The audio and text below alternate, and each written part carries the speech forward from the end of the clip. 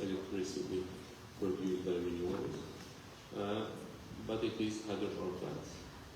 And having hydropower plants is always very good because it's renewable and it's clean and it's clear, but it also is intermittent, so it creates the issues of energy security.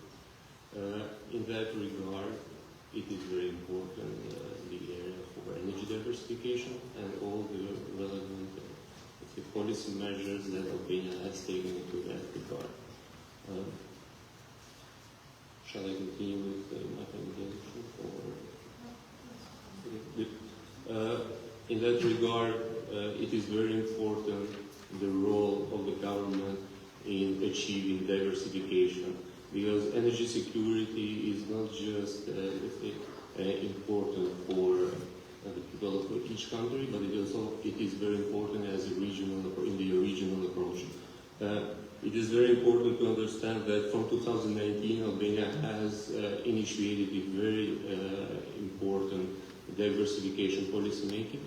It has already established and adopted two very successful photovoltaic auctions in 2020 and 2021 for a total capacity of 240 megawatt-hour capacity, with an average price of €29 per megawatt-hour, which is a very excellent price in the conditions of, especially in the conditions of the energy prices.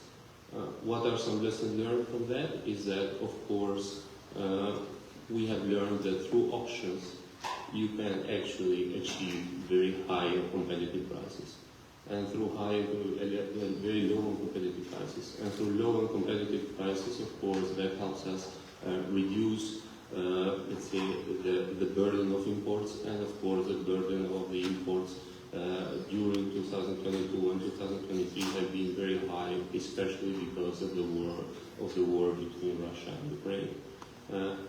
As such, we have continued to, even in 2021 and 2022, with organizing new auctions, such as auctions for wind for up to 200 megawatt capacity, and there are also other plans for auctions for photovoltaic. So we have, how to speak, tend to acknowledge now this process and happen to have been successful for that. And since we have been successful in that, we also think that through these competitive regimes, you can better attract foreign direct investment and also, of course, enhance energy security, not just for Albania, but also for the region, because in the end, energy is a regional approach. Thank you.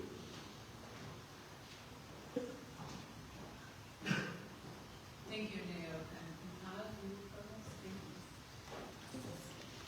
Thank you. So, first of all, let me greet you on behalf of the Government of Montenegro and Ministry of Ecology, Spatial Planning and Urbanism. It's an honor and privilege to be here today, and I would like to thank Sasha, I don't see him at the moment in the room now, for the opportunity to gather here today and speak with colleagues from the region, but also colleagues from the USA about these critical, I would say, topics for our cooperation, but also our European path. I agree with you that distinguished ambassador in his speech gave us in a way a roadmap of energy strategy for the region. So it's quite challenging to say something new, but I would elaborate a little bit on three, I would say, key components in this area of the energy sector in the region. So as already said, Montenegro and other countries from the region, we are in the negotiating process with the European Union, which means that we are aligning our policies in every sector with the EU standards and EU acquis, of course, including the energy sector. We are all subject of the Green Agenda and the European Green Deal, which means that all these countries, by signing Sofia Declaration, committed themselves to also strive to achieve this very ambitious goal, set by European Union, and that is to become a climate neutral by 2050. Also, concretely, this means that we committed ourselves to the transition from traditional economic model to net zero emissions economy, of course, in line with the European Green Deal. And in that respect, I would say that we have four key strategic orientation. One, and the first one, definitely decarbonization. The second one, definitely related to renewable energy sources. The third one, new clean minerals and mining, new way of mining. And the fourth one, our infrastructural connection and building of necessary infrastructure, especially for natural gas in the region. So I will just touch upon very quickly these four points from Montenegro perspective. Of course, I have legitimacy only to speak on behalf of my country, so I hope that the dialogue with colleagues will get us to some new conclusions. So in terms of decarbonization, I would be very honest and say that we are in the initial phase. So we, as part of the European Green Deal and Green Agenda, with support of our European partners, are actually developing national climate and energy plans. And within our national climate energy plans, we will set goals for decarbonization.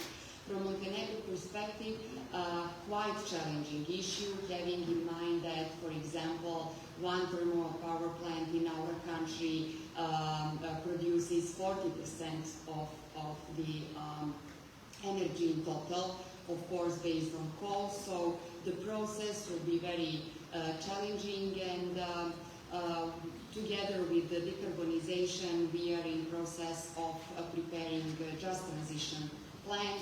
And maybe our country and decarbonization process and just transition process may serve in the future as a case study in the regions, because it would really affect each area, both economy, energy, but also human and social aspect of this process. The second one, and just one information, here we are proud in a way that Montenegro contribution in GHG emission is very small. So in terms of percentage, it's 0.009. But we are still working in improving our climate policy, and we are in the process of revising our national determined contribution. As we are all aware, we got a new target from the energy community, and the target is to reduce the contribution for up to 55% till 2030. I would say that it's very ambitious, that we should also discuss this target and our possibility in every way, in terms of every capacity that our countries in the region have. Is this target realistic? And I will be very brief in just a few sentences about renewable sources. I think it's a great chance, great opportunity for the region, that we all already started a big and huge project in terms of in the area of solar and wind especially, but also hydro potential. Take this opportunity, as I did yesterday, to invite investors from United States and especially from Europe and West to come to Montenegro and invest, especially in this area, as there are a lot of potentials.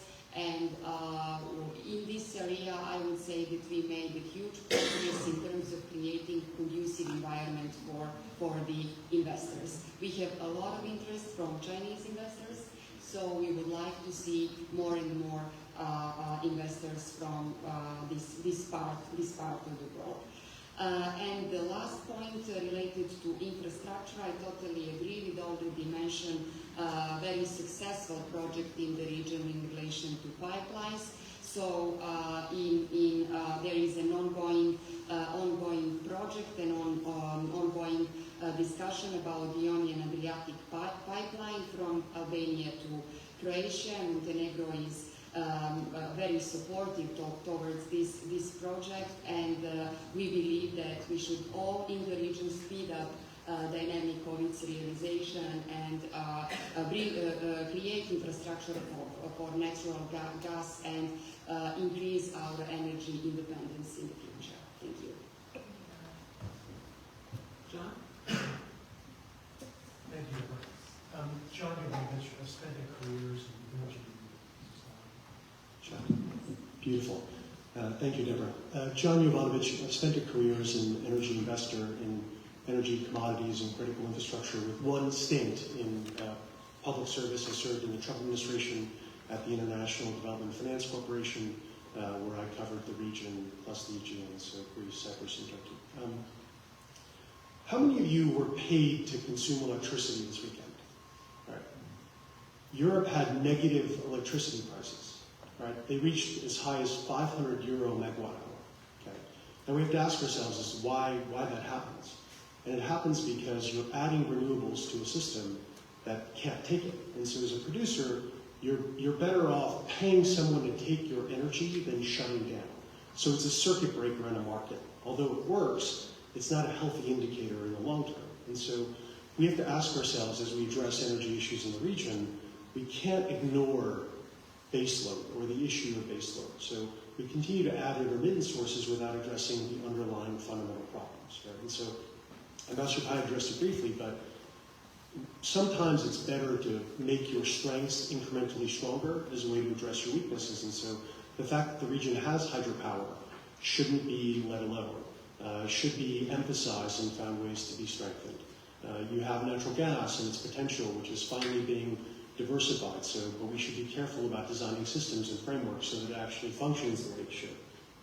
But a hidden weapon in solving all this is actually regional cooperation, which we heard an entire panel on. You know, if we just think about the logistics in the region, they're less than half as efficient as point. It actually can help unlock a lot of the stability and a lot of the issues that we need to address. And finally, I know we're going to go back and forth, so one last point is introductory. The investments made in the next 10 years are going to shape Europe for the next 100 years. And this region needs more. That's why we were lucky, because we have a code. We are aware that these subsidies are at the expense of, will affect the capital value of the public electricity companies. However, as a middle-income country in the current environment, we have put a lot of focus on the sphere of social care. Given that we still do not have an established social card system, our subsidies are wide-ranging. But we are working with the World Bank on a project that should be resulting in the establishment of the social card in the medium term. In this case, all subsidies will be better targeted. We are currently in the process of negotiating a large project with the World Bank which concerns the energy transition and all forms of mining restructuring. I know it is a difficult process, but also the government I came from and I personally are ready to tackle this problem.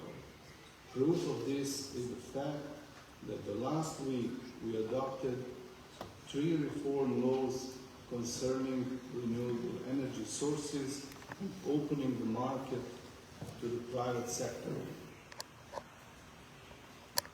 For illustration, the current state of the ratio of so-called acceptable and non-acceptable energy is 30%, 70%. Our goal is to significantly change that in the next few years. From these 30%, 24% is from hydro potential, and the other 6% is from direct renewable energy. There are several reasons for this. The first, of course, is pollution, and the second reason is of economic nature, a carbon tax that will put the economy, which is now very competitive, in a very bad position. According to the current schedule for 2026, Bosnia and Herzegovina will have to start paying the so-called carbon tax. As things are positive in our economy now, because of the low price of electricity, and if we do not aggressively pursue the production of electricity from renewable energy sources, our economy will be in a very difficult situation. As in most countries that have undergone or are still undergoing the process of economy transition, as transition from the system of central planning to the system of open market economy, the question arises of the efficiency of the state-owned enterprises. In Bosnia and Herzegovina, coal is one of the largest natural resources. However, we have very significant water potential, and in certain areas of Bosnia and Herzegovina, the potential from the construction of wind farms and solar power plants. This has now been relaxed to a large extent by the adoption of the 3 laws I have spoken about. When it's up to gas, we are a very small consumer of one of the most important energy sources, natural gas, and we depend on one gas pipeline. Like everything else in economics and politics, more competition gives better price and better quality.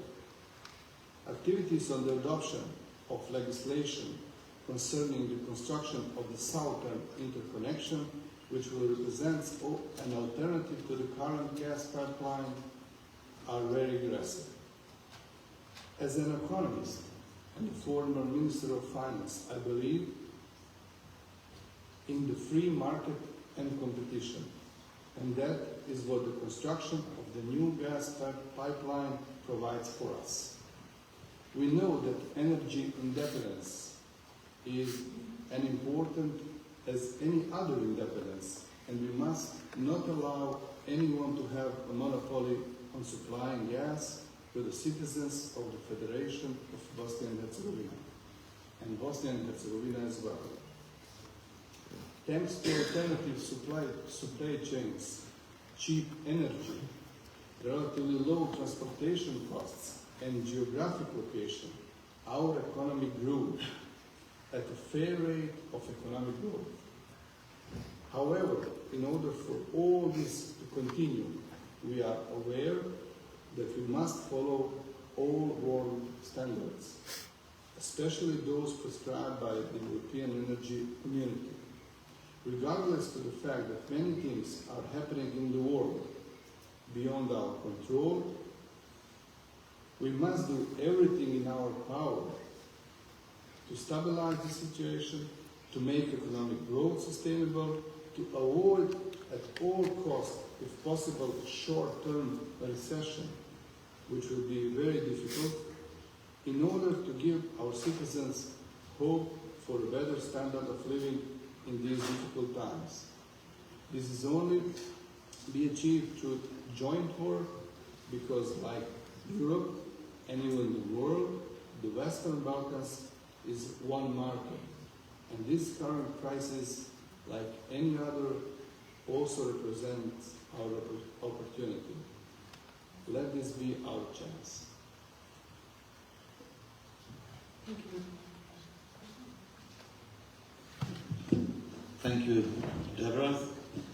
Distinguished participants, it's a great pleasure to be here and discuss one of the main topics which we are facing not in the European continent only, but globally speaking.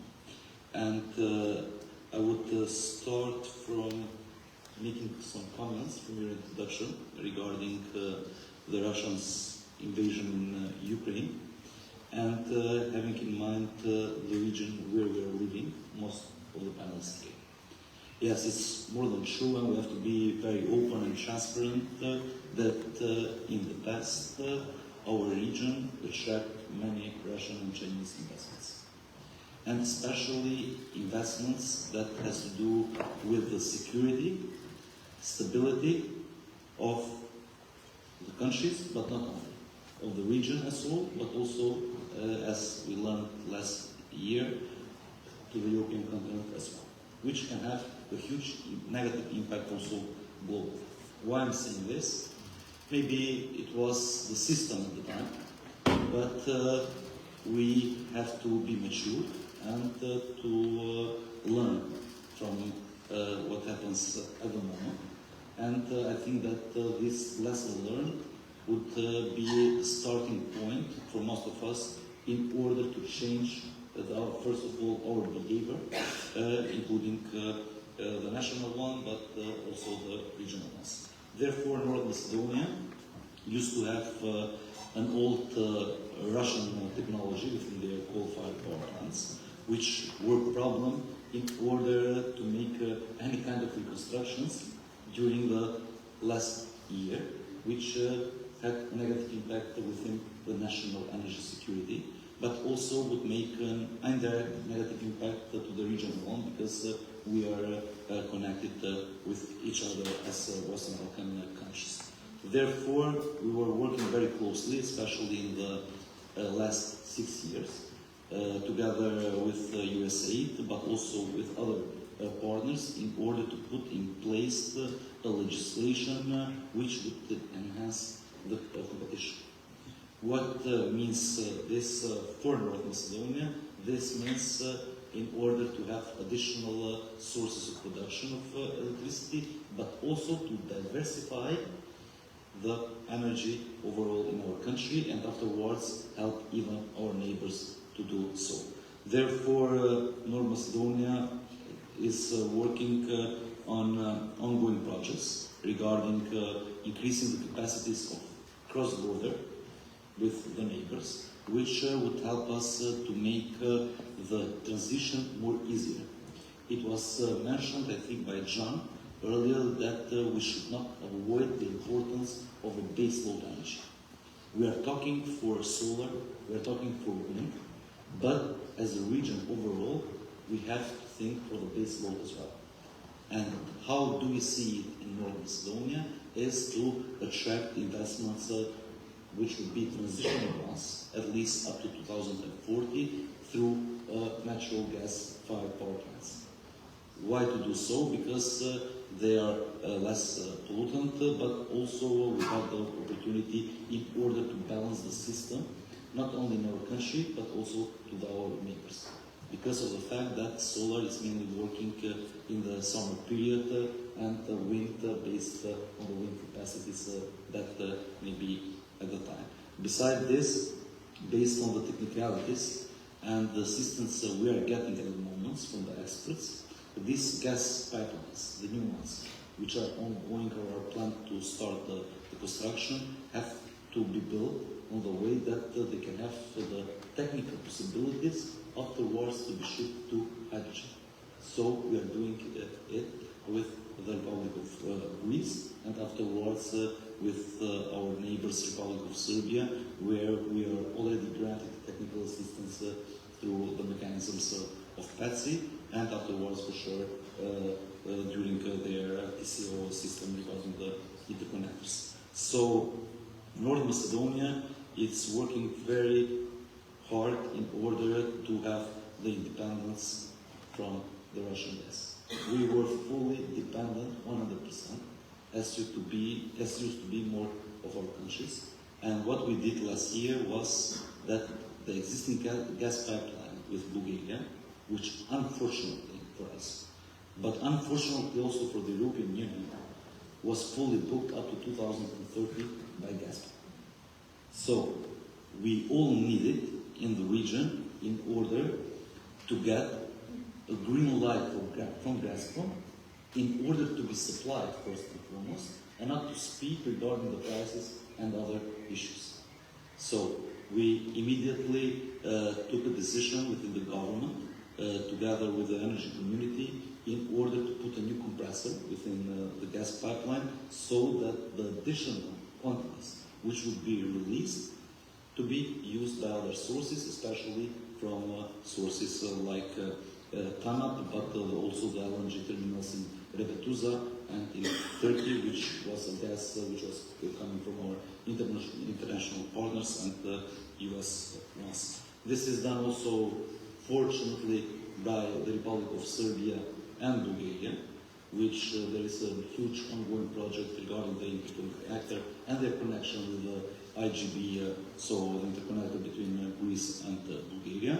And all together, we are in common projects, as it is the terminal of LNG in Alexandroupolis, which is an FSRU terminal, which in the near future can be used as a regasification point and afterwards filled within the gas pipelines and get to his sources, which are more secure for us, more reliable, but also more sustainable. When it comes to the energy transition, we are working very closely in order to attract private investments, besides making investments as a country through our state-owned enterprises for generation of electricity. And only in the last 3 years we achieved in order to have more than 300 megawatts installed capacity, which is already connected within the grid. But is it enough? I think no, because together we have to work as a region in order to have a huge investment, which can be a mutual investment from our side, and we already have come with an offer to have 600 megawatts up to 800 megawatts of a new gas-fired power plant, which will be directly connected with a new interconnector of capacity of 2.8 BCM with the Republic of Greece, and to use it as a battery, not only for a sole country, to use it as a battery that can be used for the near future for the purposes of the region overall, especially for the Western Balkan countries. Thank you. Thank you very much. Questions, and I think you've looked at some of my notes because you really hit some of the questions I'm going to ask of you. Alex. Please, I don't, please take all the time you need. No, no worries. Last year, I mean, we want you to have a fair share. No, thank you. Thank you again for having me, and it's an honor to share the stage with such distinguished guests and visitors. So again, I'm Alex Whittington. I represent Cheniere Energy. We are the first and largest exporter of liquefied natural gas from the United States. We export LNG from facilities on the U.S. Gulf Coast to markets around the world. It's important, I think, to keep in mind that U.S. LNG is a relatively newcomer in terms of the global energy system. We began the first exports in 2016 when the first cargo of large-scale U.S. LNG left our facility in Louisiana. In the subsequent 7 years, we've grown, and the industry has grown to be the world's largest exporter of LNG, and Cheniere alone produces the majority of U.S. LNG. I think it's important to realize that U.S. LNG was really a vital component for the global economy to handle first the demand shocks that the COVID pandemic brought. And then once we were out of that, U.S. LNG, I think, was critical in helping Europe in particular handle the supply shocks. And has been a vital part of Europe's response to Russia's invasion of Ukraine. And it's really shown that the security of supply, both in terms of the reliability of production of energy, but also the flexibility of delivery, remains incredibly important, remains critical for Europe and for the global economy and the global energy system going forward. To kind of put it in perspective, in 2022, U.S. LNG helped backfill about 88% of the Russian flow reductions to Europe. Cheniere alone, in 2022, 65% of what we produce landed in Europe. If you include Turkey, that's over 70%. That marks a dramatic shift in where our volumes landed from the beginning of the decade. which really saw the majority of what we in U.S. LNG produced landing in Asia and the broader Indo-Pacific. And that trend only continues. So Cheniere, in the first 5 months of 2023, around 80% of what we've produced has made its way to Europe. Just to put it in perspective, one cargo of LNG can provide heat for 1 million Europeans for 1 month. And at Cheniere, across our platform, we load multiple cargoes over a 24-hour period all year. So it really is a substantial supply source for Europe and for the region. Building on the comments that others have made, U.S. LNG really can help not just meet energy security targets and goals, although that's incredibly important, but really plays a critical role in helping countries meet their climate targets, improve air quality, both now and in the future. Infrastructure remains incredibly important. At Cheniere, we produced a number of cargoes that have made their way to the region through Kirk, and then also large volumes that we've produced that have landed in Greece and Turkey. But going forward, really the infrastructure build-out, interconnectors, the ability to import and transport gas is critical.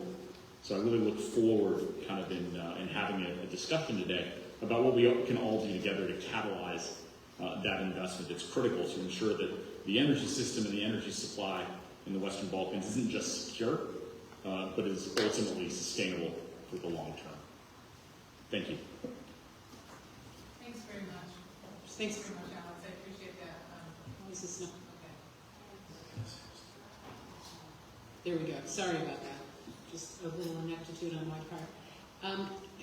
I'm listening to what everyone said, and I want to take moderator's prerogative here and say one or two things, and then I want to open it up to anyone who wants to comment on this, which is that one of the benefits of not being as far as long or as integrated as some of your fellow nations are in Central Europe and elsewhere is that you have an opportunity, a unique opportunity, to do this in the right way. In other words, you don't have to make all the mistakes that everyone else made before you. And that gives you, I think, a benefit of being a little late to the game. I think there's always a benefit in sort of watching what everyone else has done and doing it better. And what I mean by that is there was a lot of, as Alex knows, and as John knows, there was a lot of Europeans looking backwards when they were trying to figure out diversification and everything, instead of looking forward to the next century. They were looking to the last century. And you have the benefit of not having to do that, because you're starting this, you're not in infancy, but you're a little beyond that, but you can look at what everyone else has done to say, there are some things here that we can do better on integrating the process regionally that wasn't done in Europe until very late in the game, the rest of Europe until late in the game. And so what I'd like to do is talk a little bit about that, and I'd like to talk about cooperation. And in that context, I want to talk about resilience and sustainability.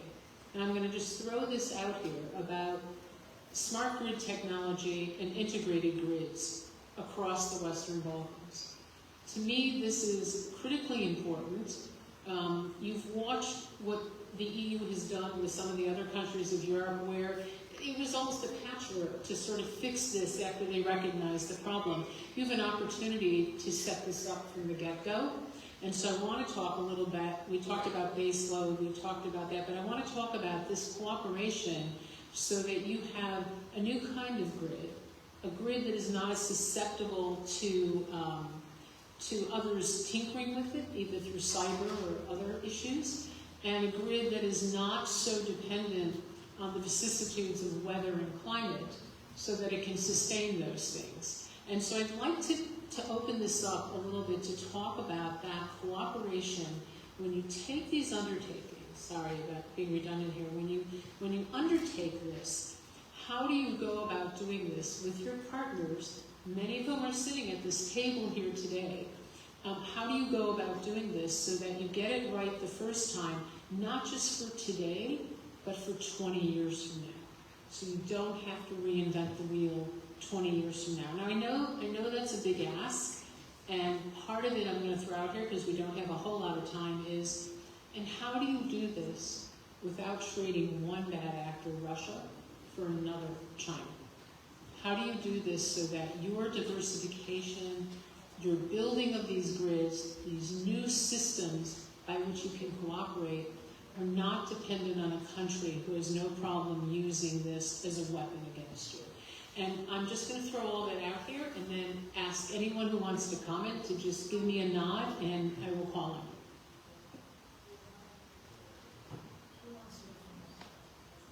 Okay, question, please.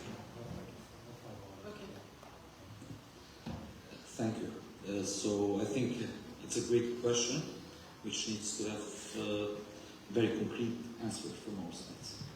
Because we are representing countries, and if we are not the leaders in giving positive messages for increasing that cooperation between each other, I think that it will be very difficult in order to do it, to lead it to happen by itself. Regarding the Chinese and Russian investments in our region, on the first hand, they may seem to be cheaper. They may seem to give better offers. And this is allowed by our procurement legislation that we are having in most of our countries. But afterwards, as the time passes and turbulences happen, we notice that it is quite more expensive than if that would have been done with a company which comes from our strategic partners, being a European one or being a US company. And why I'm stating this? Because we have to strengthen first of all the rule of law. In some of the governments, especially in the past, it was easier in order to go some of these companies, which are fully supported from their states. And some of them are even state-owned companies with good interest rates that seem in the beginning that within 2 or 3 years we're going to have a return on those investments and things like that. But after those 2-3 years, we have to pay double, triple, or even more. And I think that all of our countries have an experience with such investments. Unfortunately, we have, as North Macedonia, with the highway which is from Kičevo to Ohrid, which at the beginning seemed to be around 500 million euros, but talking now after 8 years, not that it is not built yet, but it costs triple to the state budget. And not to talk for the quality that they are giving to us. Therefore, regarding energy investments, I think that we have to be in common, all of us, and to look for investors which are really serious ones and which will really protect the interest not only to the region, but the interest to the transatlantic world. Because being a NATO member, as we are, as Montenegro, as Albania, it's a privilege. We get many benefits of it. But we have to consider that it's an obligation as well to fulfill some criteria, to fulfill some standards.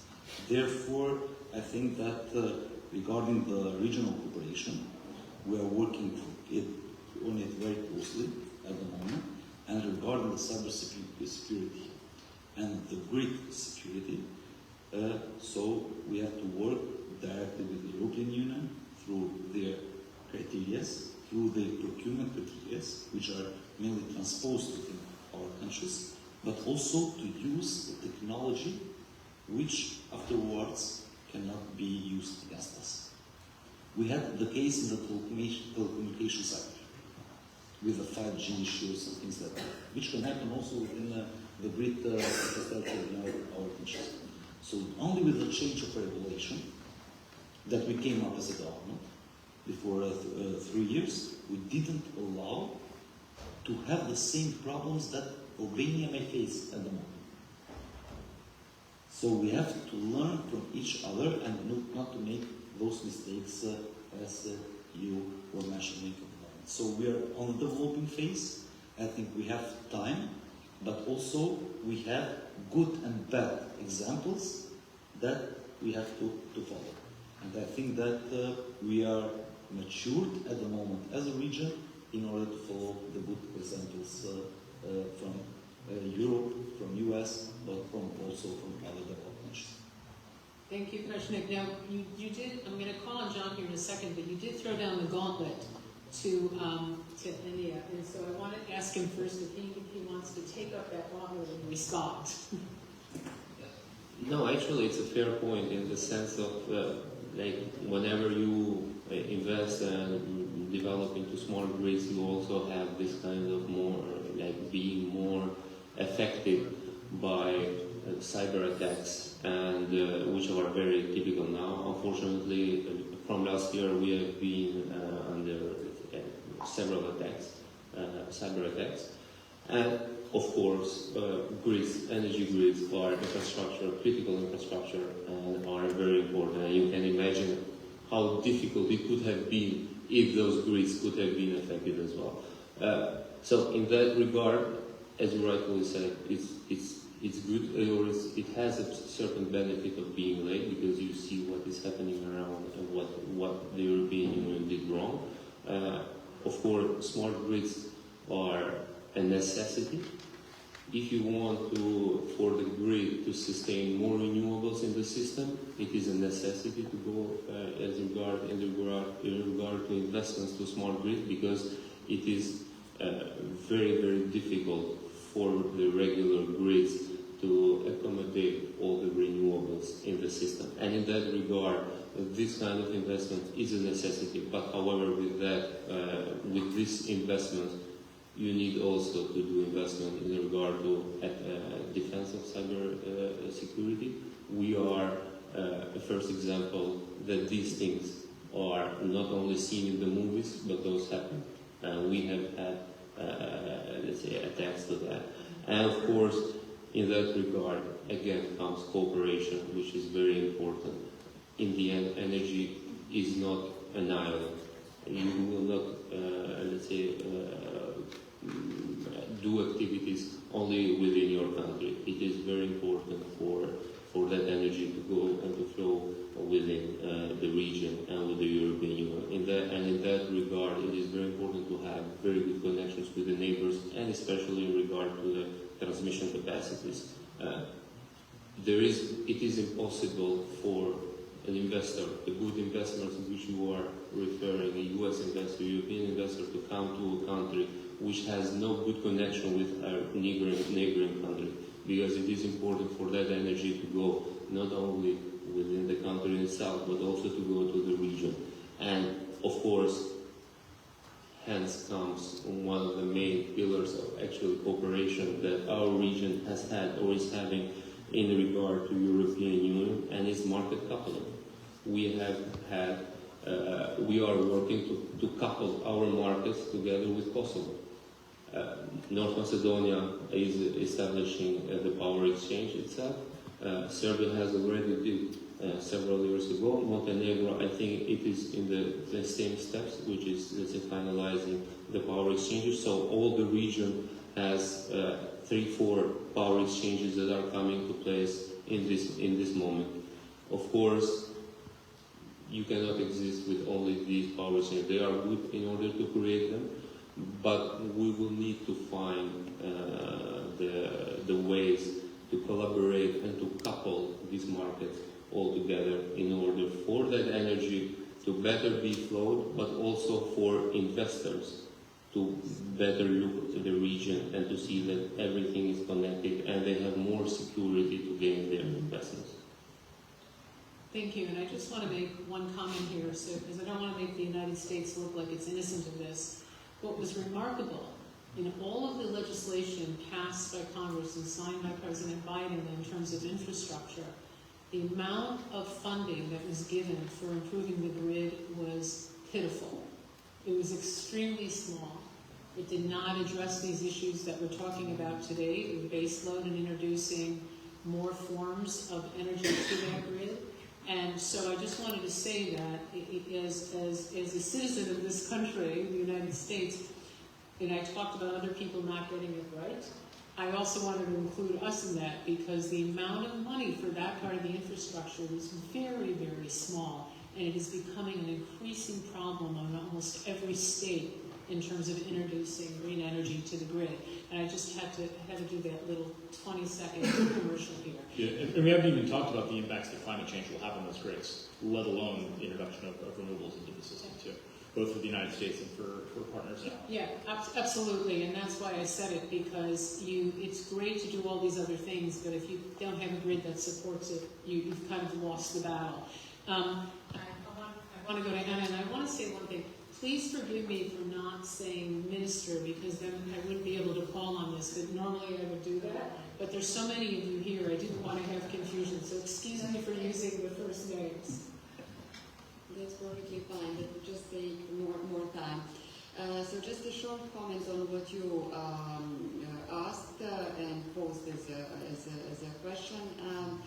Regarding the investors, credible investors, I would absolutely agree with my colleague in terms of the environment that is conducive for credible investors. And that is definitely the environment where the rule of law is in place. So the system without corruption is definitely a precondition. And the second thing, from my point of view, we didn't mention it so far, is knowledge and expertise. So I think that we all should be very frank and sincere when we speak about all these trends within the energy sector, within the IT industry. What are our capacities? Where do we have holes, and how can we increase our capacities and our knowledge? Because that's the only way, if we want to recognize, as you said, the investor who will provide you something and then use that against you. So that means that you need to have a good people and a great knowledge and expertise in this area, so that you can communicate and get a good decision in terms of investors. So any credible investor that respects the EU legislation and EU standards is more than welcome in our country, and I believe that all the countries in the region really started certain reforms, whether within the judiciary or fight against corruption and organized crime, as we in Montenegro did. That is I believe, a good signal for a credible investor. Just a small comment, especially because John will continue now. It's related to his introduction and his very, well-based comment that these mining projects and new minerals won't be supported in any country, especially by local community. We are all facing with the troubles if we, impose these initiatives in our country. So I think that for the beginning, we would all need a good communication strategy for these new energy sources, and we are here to listen and learn exactly to rely on your point, how to avoid mistakes from the past and mistakes that others did. So we should definitely learn how to communicate this new strategy in the future. Excellent. And John, and then I'm going to turn to the Sure. So I think it's very wise of us to focus on cooperation and how it can solve issues. But I do want to just slightly disagree with your prompt. My wife tells me I'm disagreeable, but I don't agree with that. So it's unfortunately within the energy complex, we do have to live with decisions that were made before us. And right now, Europe is grappling with decisions that were by and large made in the mid to late 1970s. And so I very much agree. I want to just underline that it's not hyperbole. The decisions and the investments that are made in the next 10 years are going to shape Europe for the next 50 to 100. So what does that actually mean? We talk about things like smart grids and technology. No amount of technology can match a good neighbor, right? You need interconnectivity. You need to increase the size of these markets. I feel old sometimes, like I did this morning, but I'm not that old. I've lived, and as of you, through the world's highest and world's lowest energy, namely oil prices, in history, right? Only in the past couple of years. That volatility is going to continue over the next 10 years, and it's probably going to get more severe. The only way you solve those problems is by having larger systems in which to optimize. So, we're very fortunate to have Alex here today. Alex doesn't wake up every morning trying to solve energy security in the Balkans, right? He wakes up and says, where can Shamir, the leading LNG exporter in the country, if not one of the best in the world, put capital and man hours to work to make a difference for our shareholders, right? So by coming together and making your market bigger and more attractive is the way you're going to get people's attention. Chinese investors, and investors from the Middle East, which we're seeing more and more of, they take a long-term strategic view and they look holistically, right?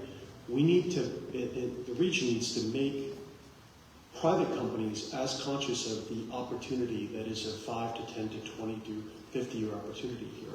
And the way you do so is you come together and you form bigger markets by integrating, right? So if I could just leave you with one thing, we need to start talking and focusing on unsexy things, okay?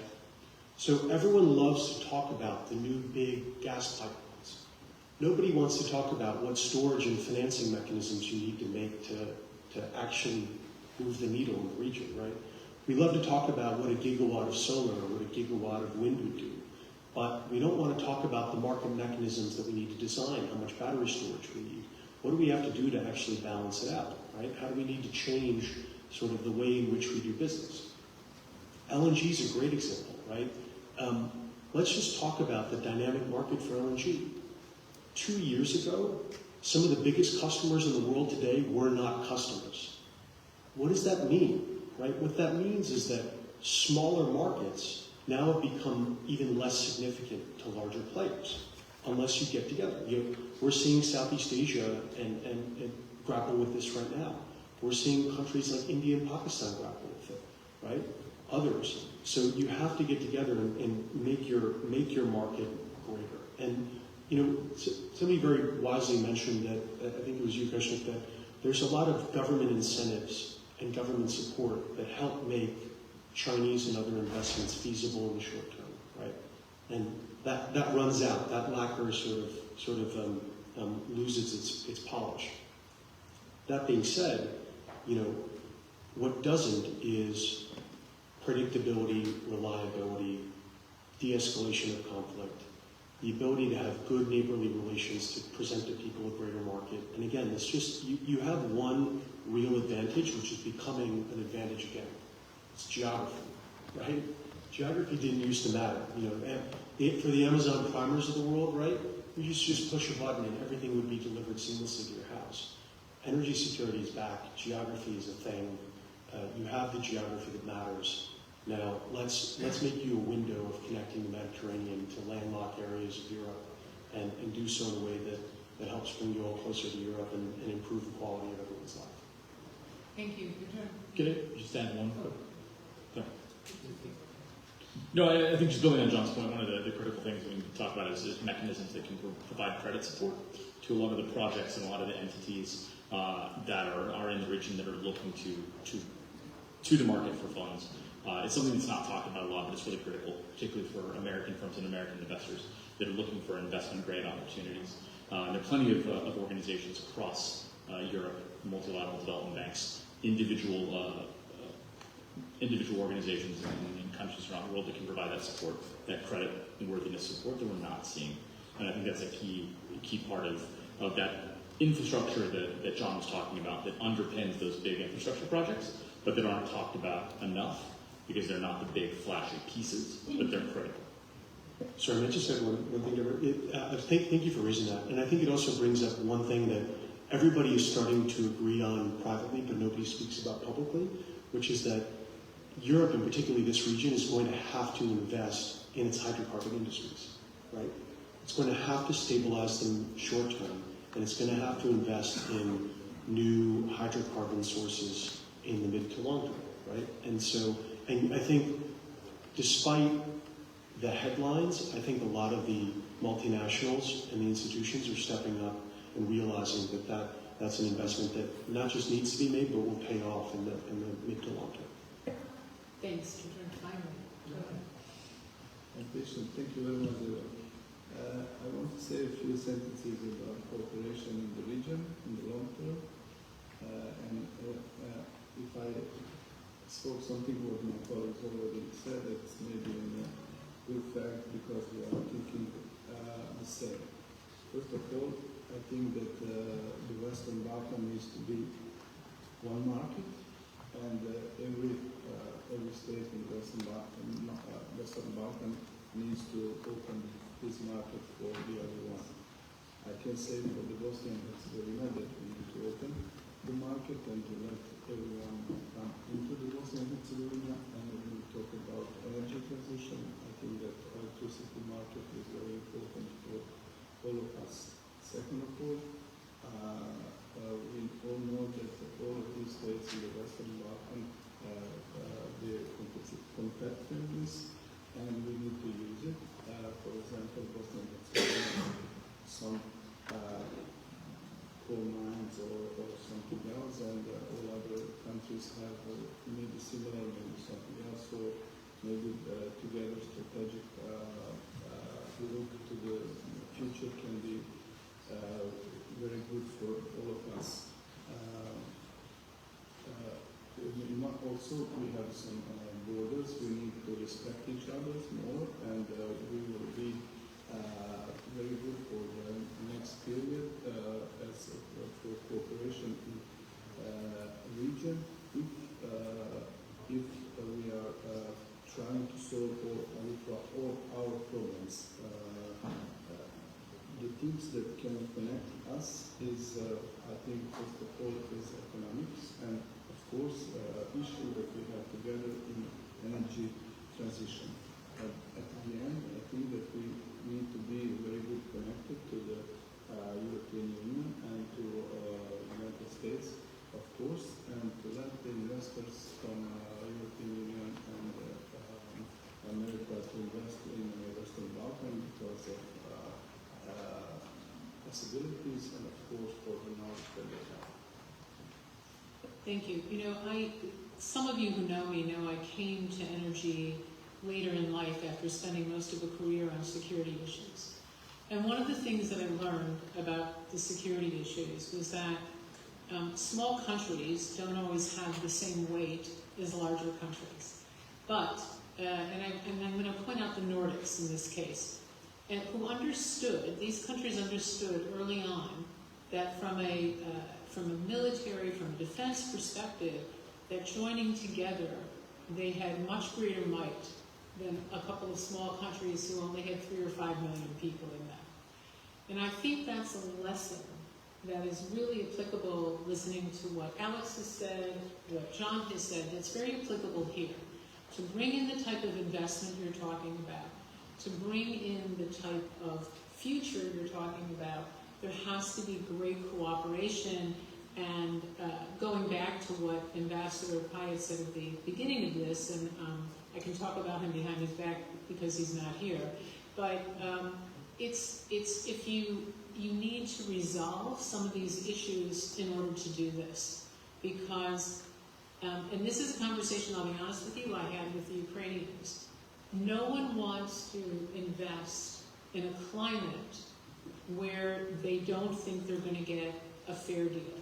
No one wants to invest in a climate where you think there's going to be money going under the table to someone else, or you can't get along with your neighbor well enough.